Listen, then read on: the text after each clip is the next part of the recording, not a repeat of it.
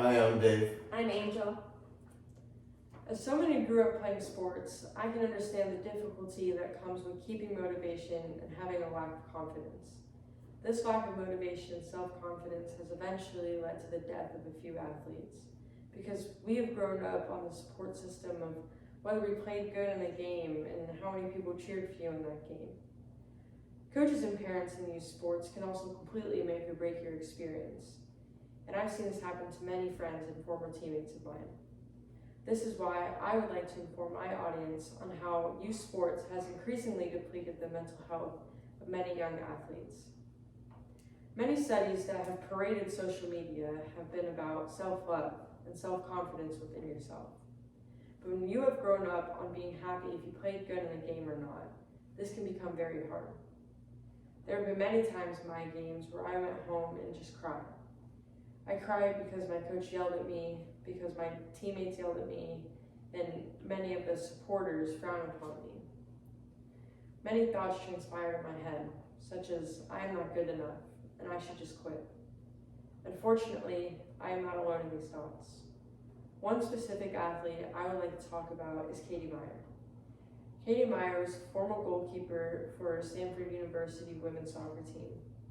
She was a part of the team that was so good, they won the NCAA National Championship in 2019.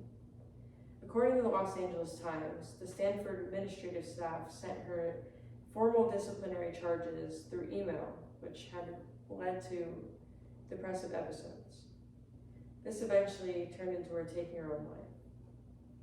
This is an example of when people grow up on gaining approval from others as their support system, that support being taken away can be detrimental to their self-esteem. A study done by the National Library of Medicine shows that over 30% of student athletes showed signs of depression, anxiety, and disorders, such as eating disorders and substance abuse. These are not very good odds and is more prevalent in women. As a girl myself, I have seen many of my friends experience these symptoms. Throughout childhood, our parents play a significant role, possibly the most important. The American Psychological Association claims that research has found that parents and caregivers that maintain a warm, communicative, and reasoned style of parenting raise teenagers who have higher rates of socially competent behavior, take fewer drugs, and exhibit less anxiety or depression.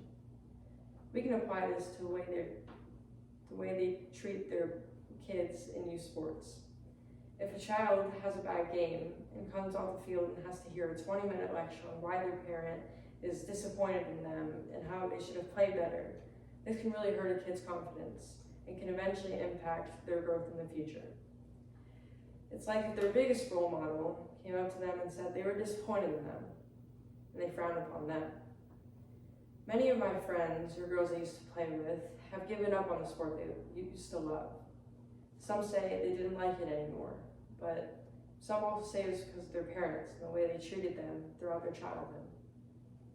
In conclusion, parents and coaches need to work on how they treat their children if they choose to put them in youth sports. The increasing depletion of mental health in many athletes must be talked about because this topic is only going to become more relevant until we have to talk about it. If you are a student athlete struggling with depression and anxiety, you are not alone. Please talk to any resources provided at your school, or you can call 1-800-622-4357 for more help. Thank you for listening.